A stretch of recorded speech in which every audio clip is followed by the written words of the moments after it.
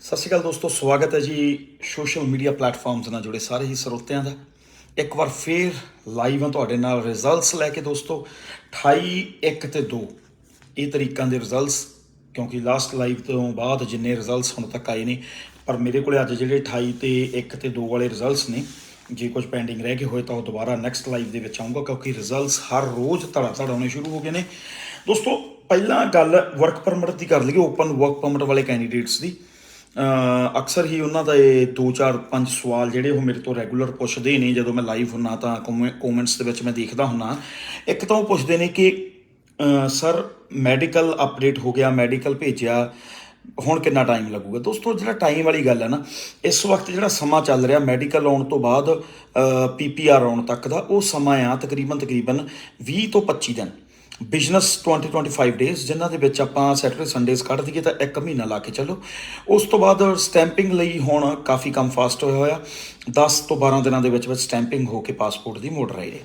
ਯਾਨੀ ਕਿ ਜੇ ਤੁਹਾਡਾ ਮੈਡੀਕਲ ਅੱਜ ਅਪਡੇਟ ਹੋਇਆ ਤਾਂ ਤੁਹਾਨੂੰ ਮਹੀਨਾ ਲੱਗ ਸਕਦਾ ਆ PPR ਆਉਣ ਲਈ। PPR ਤੱਕ ਦੀ ਵੇਟ ਕਰਨ ਦੇ ਲਈ ਤੁਹਾਨੂੰ 20-25 ਦਿਨਾਂ ਦਾ ਸਮਾਂ ਤੁਹਾਨੂੰ ਲੱਗ ਸਕਦਾ ਆ। ਸੋ ਜਿਨ੍ਹਾਂ ਦੇ ਮੈਡੀਕਲ ਭੇਜੇ ਨੇ, ਜਿਨ੍ਹਾਂ ਦੇ ਮੈਡੀਕਲ GCKs ਦੇ ਵਿੱਚ ਅਪਡੇਟ ਹੋ ਚੁੱਕੇ ਨੇ, ਕਲੀਅਰ ਹਾਈ ਕਮਿਸ਼ਨ ਨੇ ਕਰ ਦਿੱਤੇ ਨੇ। ਦੂਸਰਾ ਦੋਸਤੋ, ਜਿਵੇਂ ਜਿਵੇਂ ਰਿਜ਼ਲਟਸ ਨੇ ਤੇਜ਼ੀ ਫੜੀ ਆ, ਉਵੇਂ ਉਵੇਂ ਹੁਣ ਜੇ ਮੈਂ ਰੋਜ਼ ਦੀਆਂ ਕੁਐਰੀਜ਼, ਰੋਜ਼ ਦੇ ਜਿਹੜੇ ਲੋਕ ਮੈਨੂੰ ਅਪੁਆਇੰਟਮੈਂਟ ਲੈ ਕੇ ਮਿਲ ਰਹੇ ਆ, ਉਹਨਾਂ ਦੇ ਵਿੱਚ refusal cases open work permit ਤੇ ਬੜੇ ਆ ਰਹੇ ਨੇ। ਜੇ ਮੈਂ ਬੇਸਿਕਲੀ ਰਿਫਿਊਜ਼ਲ ਦੀ ਗੱਲ ਕਰਾਂ ਤਾਂ ਅੱਜ ਜਿਹੜਾ ਦੌਰ ਆ ਮੈਕਸੀਮਮ ਰਿਫਿਊਜ਼ਲਸ ਦਾ, ਉਹਦੇ ਵਿੱਚ ਜੇ ਮੈਂ ਕੇਸ ਦੇ ਵਿੱਚ ਜੇ ਕੋਈ ਵੀਕ ਪੁਆਇੰਟ ਐਨਾਲਾਈਜ਼ ਕਰਨ ਦੀ ਕੋਸ਼ਿਸ਼ ਕੀਤੀ ਆ ਜਾਂ ਫੜਨ ਦੀ ਕੋਸ਼ਿਸ਼ ਕੀਤੀ ਆ, ਤਾਂ ਸਭ ਤੋਂ ਜਿਹੜਾ ਵੱਡਾ ਵੀਕ ਪੁਆਇੰਟ ਆ ਨਾ ਦੋਸਤੋ, ਉਹ ਫੰਡਸ ਆ। ਜਿਹੜੇ ਫੰਡਸ ਜਦੋਂ ਤੁਸੀਂ ਕੇਸ ਲਾ ਰਹੇ ਹੋ ਆਪਦਾ, ਜਿਸ ਇਮੀਗ੍ਰੇਸ਼ਨ ਕੰਸਲਟੈਂਟ ਤੋਂ ਲਾ ਰਹੇ ਹੋ, ਮੇਰੀ ਬੇਨਤੀ ਆ, ਵੈਸੇ ਮੈਂ ਸਿਖਾਉਣ ਦੀ ਔਕਾਤ ਤਾਂ ਨਹੀਂ ਰੱਖਦਾ ਕਿਸੇ ਨੂੰ, ਤੁਸੀਂ ਸਾਰੇ ਸਿਆਣੇ ਹੋ, ਮੇਰੇ ਤੋਂ ਵੱਡੇ ਹੋ, ਪਰ ਮੇਰੀ ਇੱਕ ਬੇਨਤੀ ਆ ਦੋਸਤੋ ਕਿ ਮੈਂ ਹੈਰਾਨ ਹੋ ਜਾਂਦਾ ਜਦੋਂ ਮੈਂ ਫੰਡਸ ਦੇ ਕਾਗਜ਼ ਚੈੱਕ ਕਰਦਾ ਕਿਸੇ ਕੈਂਡੀਡੇਟ ਦੁਆਰਾ ਜਿਹੜੇ ਹਾਈ ਕਮਿਸ਼ਨ ਦੇ ਵਿੱਚ ਭੇਜੇ ਗਏ ਨੇ। ਇੰਨੇ ਕੁ ਅਨਪ੍ਰੋਫੈਸ਼ਨਲੀ ਮੇਨਟੇਨਡ ਉਹ ਕਾਗਜ਼ ਨੇ ਕਿ ਤੁਸੀਂ ਦੇਖ ਕੇ ਉਹਨਾਂ ਨੂੰ ਦੱਸ ਸਕਦੇ ਹੋ ਕਿ ਇਹਨਾਂ ਫੰਡਸ ਦੀ ਕੋਈ ਵੀ ਕਲੈਰੀਫਿਕੇਸ਼ਨ ਨਹੀਂ ਆ। ਜੇ 3 ਕਾਗਜ਼ ਗਏ ਨੇ, ਮੰਨ ਲਓ ਇੱਕ candidate the proof of work, proof of business, ਜਿਹਨੂੰ ਤੁਸੀਂ ITR ਕਹਿ ਸਕਦੇ ਹੋ, ਬਿਜ਼ਨਸ ਦੀ ਰਜਿਸਟ੍ਰੇਸ਼ਨ ਕਹਿ ਸਕਦੇ ਹੋ, ਬਿਜ਼ਨਸ ਦਾ ਕਰੰਟ ਅਕਾਊਂਟ ਕਹਿ ਸਕਦੇ ਹੋ, ਦੂਸਰਾ ਬੰਦੇ ਦਾ ਸੇਵਿੰਗ ਅਕਾਊਂਟ, ਤੀਸਰਾ ਬੰਦੇ ਦੀ ITR। ਇਹ ਤਿੰਨੇ ਹੀ ਡਾਕੂਮੈਂਟ ਇੱਕ ਦੂਜੇ ਦੇ ਨਾਲ ਹੀ ਨਹੀਂ ਮੇਲ ਖਾਂਦੇ ਹੁੰਦੇ। ਜਿਹੜੀ ITR ਭਰੀ ਆ, ਉਹ ITR ਵੀਜ਼ਾ ਜਿਹੜਾ ਕੈਂਡੀਡੇਟ ਆ ਉਹ ਆਪਦੇ ਅਕਾਊਂਟੈਂਟ ਨੂੰ ਇਹ ਕਹਿ ਕੇ ਭਰ ਰਿਹਾ ਕਿ ਮੇਰੀ 19 ITR ਭਰ ਦੇ ਜਿਹਦੇ ਤੇ ਮੈਨੂੰ ਟੈਕਸ ਨਾ ਪਵੇ। ਇਨਕਮ ਉਹ ਦਿਖਾ ਰਿਹਾ ਆਪਦੀ ਟੈਕਸੇਬਲ, ਤੇ ਅਕਾਊਂਟ ਦੇ ਵਿੱਚ ਪੈਸੇ ਇਨਕਮ ਨਾਲੋਂ ਵੀ ਜ਼ਿਆਦਾ ਆ। ਸੋ ਜਦੋਂ ਇੱਕ ਵੀਜ਼ਾ ਆਫਿਸਰ ਤੁਹਾਡੇ ਤਿੰਨੇ ਡਾਕੂਮੈਂਟ ਚੈੱਕ ਕਰਕੇ ਉਹਨਾਂ ਨੂੰ ਵੈਲੂਏਟ ਕਰਨ ਦੀ ਕੋਸ਼ਿਸ਼ ਕਰਦਾ, ਤਾਂ ਉਹਦੇ ਵਿੱਚ ਉਹ ਕਲੈਰਿਟੀ ਹੋ ਜਾਂਦੀ ਹੈ ਕਿ ਡਾਕੂਮੈਂਟਸ ਸਾਰੇ ਹੀ ਆਪਦੀ ਮਰਜ਼ੀ ਅਨੁਸਾਰ ਪੈਦਾ ਕੀਤੇ ਗਏ ਨੇ, ਆਪਦੀ ਮਰਜ਼ੀ ਅਨੁਸਾਰ ਬਣਾਏ ਗਏ ਨੇ। ਇਹਨਾਂ ਦਾ ਕੋਈ ਵੀ ਇੱਕ ਫਾਰਮੈਟ ਜਿਹੜਾ ਹੋਣਾ ਚਾਹੀਦਾ, ਜੋ ਇੱਕ ਲੀਗਲ ਫਾਰਮੈਟ ਹੋਣਾ ਚਾਹੀਦਾ, ਉਹਨੂੰ ਫੋਲੋ ਨਹੀਂ ਕੀਤਾ ਗਿਆ। ਸੋ ਜਿੱਥੇ ਫੰਡਸ ਦੀ ਗੱਲ ਆ ਜਾਂਦੀ ਹੈ, ਮੈਂ ਬਾਰ-ਬਾਰ ਤੁਹਾਨੂੰ ਬੇਨਤੀ ਕਰਦਾ ਹੁੰਦਾ ਦੋਸਤੋ ਕਿ ਜਦੋਂ ਫੰਡਸ ਤੁਸੀਂ ਹਾਈ ਕਮਿਸ਼ਨ ਨੂੰ ਭੇਜਣੇ ਆ ਨਾ, ਜਿੰਨੇ ਤੁਸੀਂ ਡਾਕੂਮੈਂਟ ਲਾ ਕੇ ਭੇਜ ਰਹੇ ਹੋ ਫੰਡਸ ਨੂੰ ਆਪਦੇ ਪ੍ਰੂਫ ਕਰਨ ਦੇ ਲਈ, ਉਹ ਸਾਰੇ ਡਾਕੂਮੈਂਟਸ ਇੱਕ ਦੂਜੇ ਨਾਲ ਮੇਲ ਖਾਣੇ ਹੋਣੇ ਚਾਹੀਦੇ। ਯਾਨੀ ਕਿ ਜੇ ਫਾਰਮ 2 ਲੱਖ ਦਾ ਕੱਟਿਆ ਗਿਆ ਤਾਂ 2 ਲੱਖ ਹੀ ਅਕਾਊਂਟ ਦੇ ਵਿੱਚ ਆਉਣਾ ਚਾਹੀਦਾ। ਜੇ ਫਾਰਮ 5 ਲੱਖ ਦਾ ਕੱਟਿਆ ਗਿਆ ਤਾਂ ਉਹ 5 ਲੱਖ ਰੁਪਈਆ ਹੀ ਅਕਾਊਂਟ ਦੇ ਵਿੱਚ ਆਉਣਾ ਚਾਹੀਦਾ। ਜਿੰਨੀ ਤੁਸੀਂ ਇਨਕਮ ਦਿਖਾ ਰਹੇ ਹੋ, ਉਸ ਇਨਕਮ ਨਾਲ ਸੰਬੰਧਿਤ ਹੀ ਟ੍ਰਾਂਜੈਕਸ਼ਨ ਅਕਾਊਂਟ ਦੇ ਵਿੱਚ ਦਿਖਾ ਸਕਦੇ ਹੋ ਤੁਸੀਂ। ਇਨਕਮ ਤੁਹਾਡੀ, ਤੁਸੀਂ ਕਹਿ ਰਹੇ ਹੋ ਸਾਡੇ ਕੋਲੇ 2 ਤਰ੍ਹਾਂ ਦੀ ਆ, ਖੇਤੀ ਵਾਲੇ ਬੰਦੇ ਦੀ ਗੱਲ ਕਰਦਾ, ਇੱਕ ਤਾਂ ਜੀ ਮੈਂ ਕਣਕ ਵੇਚਦਾ, ਇੱਕ ਝੋਨਾ ਵੇਚਦਾ। ਅਕਾਊਂਟ ਦੇ ਵਿੱਚ ਪੈਸੇ ਆ ਜਿਹੜੇ ਉਹ 10 ਵਾਰੀ ਆਏ ਹੋਏ ਨੇ। ਇਹ ਕਿੱਥੋਂ ਆਏ ਜੀ? ਇਹ ਮੇਰੇ ਬ੍ਰਦਰ ਨੇ ਬਾਹਰੋਂ ਭੇਜਤੇ ਜੀ, ਇਹ ਮੇਰੇ ਫਾਦਰ ਨੇ ਆਪਦੇ ਅਕਾਊਂਟ 'ਚੋਂ ਟ੍ਰਾਂਸਫਰ ਕਰਤੇ ਜੀ, ਇਹ ਮੈਂ ਆਪਦੇ ਮਾਮੇ ਨੂੰ 2 ਸਾਲ ਪਹਿਲਾਂ ਉਧਾਰੇ ਦਿੱਤੇ ਹੋਏ ਸੀ, ਉਹ ਤੋਂ ਲੈ ਲਏ ਜੀ। ਦੋਸਤੋ, ਇਹਨਾਂ ਨੂੰ ਇਹ ਜਿੰਨੀਆਂ ਟ੍ਰਾਂਜੈਕਸ਼ਨਸ ਤੁਸੀਂ ਅਨਜਸਟੀਫਾਈਬਲ ਟ੍ਰਾਂਜੈਕਸ਼ਨਸ ਜਿੰਨੀਆਂ ਵਧਾ ਦੋਗੇ ਅਕਾਊਂਟ ਦੇ ਵਿੱਚ, ਓਨਾ ਹੀ ਵੀਜ਼ਾ ਆਫਿਸਰ ਤੁਹਾਡੇ ਕੇਸ ਨੂੰ ਵੀਕ ਕੰਸੀਡਰ ਕਰੂਗਾ, ਉਨੇ ਹੀ ਤੁਹਾਡੇ ਫੰਡਸ ਨੂੰ ਵੀਕ ਕੰਸੀਡਰ ਕਰੂਗਾ। ਸੋ ਇਹ ਮੇਰੀ ਬੜੀ ਬੇਨਤੀ ਹਮੇਸ਼ਾ ਹੀ ਹੁੰਦੀ ਆ ਓਪਨ ਵਰਕ ਪਰਮਿਟ ਵਾਲੇ ਕੈਂਡੀਡੇਟਸ ਨੂੰ ਕਿ ਜਦੋਂ ਵੀ ਤੁਸੀਂ ਆਪਦਾ ਕੇਸ ਰੈਡੀ ਕਰਨਾ ਤਾਂ ਸਭ ਤੋਂ ਜਿਹੜੀ ਇੰਪੋਰਟੈਂਟ ਚੀਜ਼ ਆ ਖਾਸ ਕਰਕੇ ਓਪਨ ਵਰਕ ਪਰਮਿਟ ਦੀ ਉਹਦੀ ਜਿਹੜੀ ਪ੍ਰੈਜੈਂਟੇਸ਼ਨ ਆ ਉਹ ਇੰਨੇ ਕੁ ਹੀ ਸੋਹਣੇ ਤਰੀਕੇ ਨਾਲ ਬਣਾਉਣੀ ਆ ਪਹਿਲਾਂ ਹੀ ਕਿ ਵੀਜ਼ਾ ਆਫਿਸਰ ਕੇਸ ਨੂੰ ਜਦੋਂ ਪੜ੍ਹੇ ਤਾਂ ਉਹਦੀ ਰੂਹ ਕਰੇ, ਉਹਦਾ ਮਨ ਕਰੇ ਤੁਹਾਨੂੰ ਵੀਜ਼ਾ ਦੇਣ ਦਾ। ਸੋ ਇਹ 2 ਪੁਆਇੰਟ ਮੇਜਰ ਜਿਹੜੇ ਮੈਂ ਤੁਹਾਡੇ ਨਾਲ ਡਿਸਕਸ ਕੀਤੇ ਨੇ। ਸਭ ਤੋਂ ਇੰਪੋਰਟੈਂਟ ਫੰਡਸ, ਦੂਸਰਾ ਰਿਲੇਸ਼ਨਸ਼ਿਪ। ਇਹ ਦੋਨੇ ਡਾਕੂਮੈਂਟਸ ਜਿਹੜੇ ਤੁਹਾਡੇ ਇਹਨਾਂ ਦੇ ਜਿਹੜੇ ਵੀ ਤੁਸੀਂ ਪ੍ਰੂਫ, ਜਿਹੜੇ ਵੀ ਤੁਸੀਂ ਸੋਰਸ ਲਾਓਗੇ, ਉਹ ਕੋਸ਼ਿਸ਼ ਕਰਨੀ ਹੈ ਕਿ ਉਹ ਆਥੈਂਟਿਕ ਹੋਣ, ਕੋਸ਼ਿਸ਼ ਕਰਨੀ ਹੈ ਕਿ ਉਹਨਾਂ ਦੀ ਆਥੈਂਟਿਸਿਟੀ ਤੁਸੀਂ ਪ੍ਰੂਫ ਕਰ ਸਕੋ, ਤੁਸੀਂ ਚੈਲੰਜ ਕਰ ਸਕੋ ਕਿ ਇਹ ਸਹੀ ਨੇ ਡਾਕੂਮੈਂਟ। ਤੁਹਾਡੀ ਪ੍ਰੈਜੈਂਟੇਸ਼ਨ ਇਸ ਹਿਸਾਬ ਨਾਲ ਬਣ ਕੇ ਜਾਣੀ ਚਾਹੀਦੀ ਆ। ਐਂਡ ਬੜਾ ਹੀ ਫੋਕਸ ਆ ਇਸ ਵਕਤ ਹਾਈ ਕਮਿਸ਼ਨ ਦਾ, ਉਹ ਬੜੇ ਹੀ ਧਿਆਨ ਦੇ ਨਾਲ ਸਾਰੇ ਡਾਕੂਮੈਂਟ ਚੈੱਕ ਕਰਦੇ ਨੇ। ਸੋ ਦੋਸਤੋ ਇਹ ਤਾਂ ਸੀ ਓਪਨ ਵਰਕ ਪਰਮਿਟ ਵਾਲੇ ਕੈਂਡੀਡੇਟਸ ਨਾਲ ਸੰਬੰਧਿਤ ਇਨਫੋਰਮੇਸ਼ਨ। ਅਗਲੀ ਗੱਲ ਕਰ ਰਹੇ ਹਾਂ ਸਟੂਡੈਂਟ ਵੀਜ਼ਾ ਦੀਆਂ ਆਈਆਂ ਹੋਈਆਂ PPRs ਦੀ। ਦੋਸਤੋ ਪਹਿਲੀ PPR 28 ਫਰਵਰੀ ਨੂੰ ਆਈ ਹੈ ਲਵਪ੍ਰੀਤ ਕੌਰ ਦੀ। ਜੇ ਮੈਂ ਇਹਨਾਂ ਦੀ ਫਾਈਲ ਲੌਜਮੈਂਟ ਡੇਟ ਦੇਖਾਂ ਤਾਂ 12/11/2021, ਯਾਨੀ ਕਿ ਨਵੰਬਰ ਵਾਲੇ ਜਿੰਨੇ ਕੇਸ ਹਾਈ ਕਮਿਸ਼ਨ ਦੇ ਵਿੱਚ ਲੌਜ ਹੋਏ ਸੀ, ਬੈਕ ਟੂ ਬੈਕ ਉਹਨਾਂ ਦੇ ਰਿਜ਼ਲਟਸ ਆ ਰਹੇ ਨੇ। ਇਹ ਤੁਸੀਂ ਚੈੱਕ ਕਰ ਸਕਦੇ ਹੋ ਜੀ। ਦੋਸਤੋ ਅਗਲੀ ਮਾਰਚ 1 ਦੀ PPR ਆ ਜੀ। ਇਹ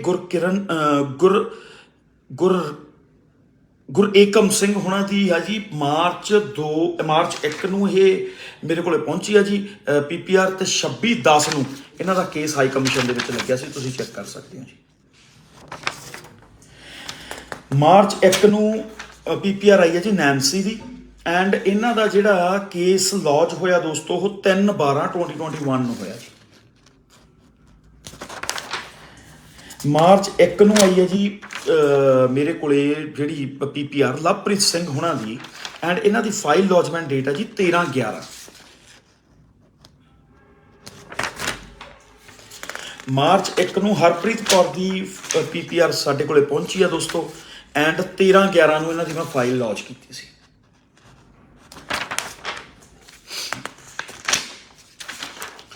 ਮਨਪ੍ਰੀਤ ਕੌਰ ਦੀ ਮਾਰਚ 1 ਨੂੰ ਮੈਨੂੰ PPR ਆਈ ਹੈ ਜੀ। ਐਂਡ ਇਹਨਾਂ ਦੀ ਫਾਈਲ ਲੌਜਮੈਂਟ ਡੇਟ ਹੈ ਜੀ 9/12।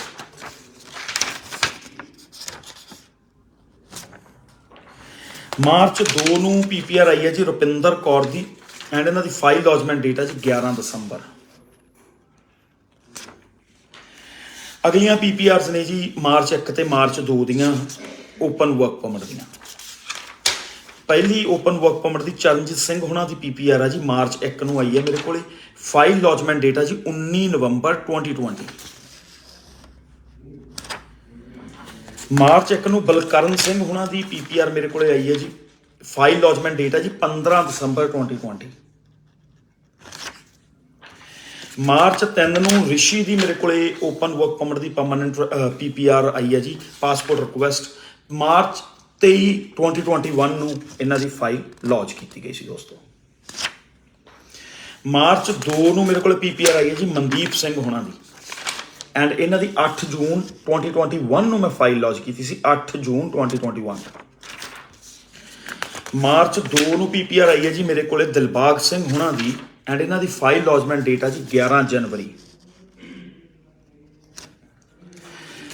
ਮਾਰਚ 1 ਨੂੰ PPR ਆਈ ਹੈ ਜੀ ਮਨਜਿੰਦਰ ਸਿੰਘ ਹੋਣਾ ਦੀ। ਐਂਡ 25 ਮਾਰਚ 2021 ਨੂੰ ਇਹਨਾਂ ਦੀ ਮੈਂ ਫਾਈਲ ਲੌਂਚ ਕੀਤੀ ਸੀ। ਬਾਕੀ ਦੋਸਤੋ ਇਹ ਸਾਰੇ ਡਾਕੂਮੈਂਟ ਰਿਕੁਐਸਟ ਆ ਜੀ। ਐਂਡ ਇਹ ਮੈਡੀਕਲ ਆਇਆ ਜੀ ਓਪਨ ਵਰਕ ਪਰਮਿਟ ਦੇ 9। ਇਹਨਾਂ ਵਿੱਚੋਂ ਆਪਾਂ ਦੇਖ ਲੈਂਦੇ ਹਾਂ ਮਨਮੀਤ ਸਿੰਘ ਦੀ ਮੈਡੀਕਲ ਆਇਆ ਜੀ।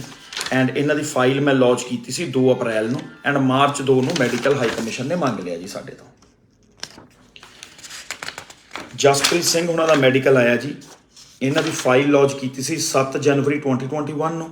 ਐਂਡ ਮਾਰਚ 1 ਨੂੰ ਇਹਨਾਂ ਦਾ ਮੈਡੀਕਲ ਹਾਈ ਕਮਿਸ਼ਨ ਨੇ ਸਾਡੇ ਤੋਂ ਡਿਮਾਂਡ ਕਰ ਲਿਆ ਜੀ। ਇਹ ਓਪਨ ਵਰਕ ਪਰਮਿਟ ਦੇ ਮੈਡੀਕਲ ਨੇ ਸਾਰੇ ਜੀ। ਇਹ ਮੈਡੀਕਲ ਆ ਦੋਸਤੋ ਸੋਮਨਾਥ ਉਹਨਾਂ ਦਾ। ਐਂਡ ਮਾਰਚ 1 ਨੂੰ ਇਹ ਸਾਡੇ ਕੋਲ ਆਇਆ ਜੀ। ਹਾਈ ਕਮਿਸ਼ਨ ਨੇ ਮੈਡੀਕਲ ਮੰਗ ਲਿਆ ਜੀ। 14 ਦਸੰਬਰ 2020 ਨੂੰ ਇਹ ਫਾਈਲ ਅਸੀਂ ਲੌਂਚ ਕੀਤੀ ਸੀ।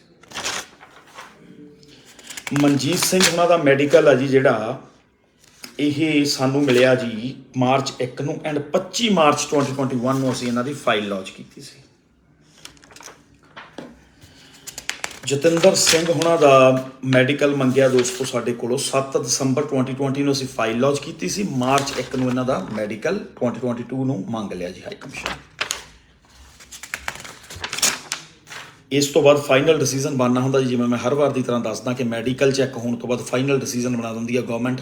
ਜੇ ਤੁਹਾਡੇ ਮੈਡੀਕਲ ਦੇ ਵਿੱਚ ਕੋਈ ਦਿੱਕਤ ਨਾ ਆਵੇ ਤਾਂ ਤੁਹਾਡਾ ਸਟicker ਪ੍ਰਿੰਟ ਹੋ ਜਾਂਦਾ ਉਸ ਦਿਨ ਹੀ। ਉਸ ਤੋਂ ਬਾਅਦ ਤੁਹਾਨੂੰ PPR ਪਾਸਪੋਰਟ ਮੰਗ ਲਿਆ ਜਾਂਦਾ ਤੁਹਾਡਾ ਸਟicker ਪੇਸਟ ਕਰਨ ਦੇ ਲਈ।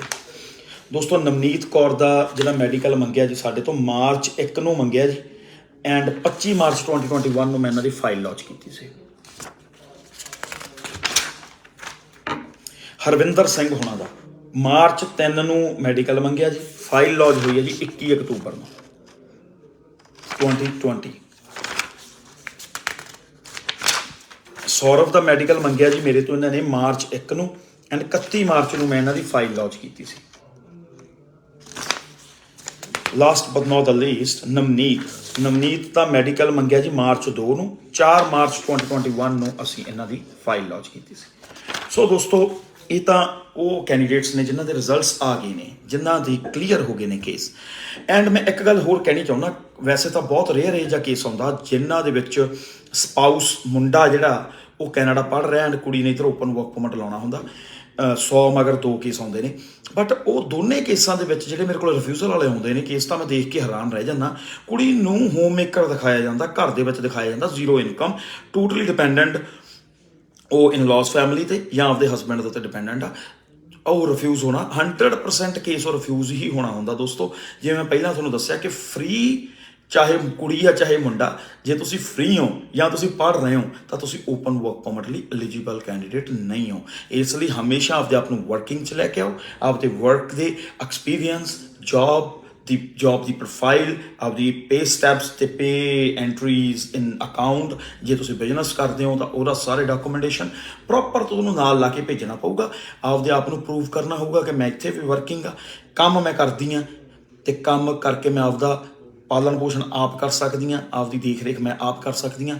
ਐਂਡ ਹੁਣ ਮੈਂ ਆਪਦੇ ਹਸਬੈਂਡ ਕੋਲੇ ਉਨਾ ਟਾਈਮ ਲਈ ਜਾਣਾ ਚਾਹੁੰਦੀ ਹਾਂ ਜਿੰਨਾ ਟਾਈਮ ਉਹਦੀ ਪੜ੍ਹਾਈ ਚੱਲਣੀ ਆ। ਸੋ ਦੋਸਤੋ ਇਹ ਖਾਸ ਧਿਆਨ ਰੱਖਣਾ, ਫੰਡਸ ਸਭ ਤੋਂ ਇੰਪੋਰਟੈਂਟ ਐਂਡ ਫੰਡਸ ਸਭ ਤੋਂ ਜ਼ਿਆਦਾ ਥੋਰੋਲੀ ਇਸ ਵਕਤ ਹਾਈ ਕਮਿਸ਼ਨ ਜੇ ਕੋਈ ਚੀਜ਼ ਚੈੱਕ ਕਰ ਰਿਹਾ ਉਹ ਫੰਡਸ ਆ। ਸੋ ਬਿਲਕੁਲ ਗਲਤੀ ਨਾ ਕਰੋ ਉਹਦੇ ਫੰਡਸ ਨੂੰ ਸ਼ੋਅ ਕਰਨ ਦੇ ਵਿੱਚ, ਅਤੇ ਬਿਲਕੁਲ ਹੀ ਇਹਨੂੰ ਨੋਰਮਲ ਅਤੇ ਇਹਨੂੰ ਲਾਈਟਲੀ ਲੈ ਕੇ ਕੇਸ ਨੂੰ ਅਪਲਾਈ ਨਾ ਕਰੋ। ਕੰਪਲੀਕੇਟਡ ਕੇਸ ਹੁੰਦੇ ਨੇ, ਬੜੇ ਹੀ ਤਰੀਕੇ ਨਾਲ, ਬੜੇ ਹੀ ਸਲੀਕੇ ਨਾਲ ਕੇਸ ਅਪਲਾਈ ਕਰਨੇ ਪੈਂਦੇ ਨੇ। ਸੋ ਦੋਸਤੋ ਇੰਨਾ ਕਹਿੰਦਾ ਮੈਂ ਖਿਮਾ ਦਾ ਜਾਚਕਾਂ ਜੀ, ਧੰਨਵਾਦ।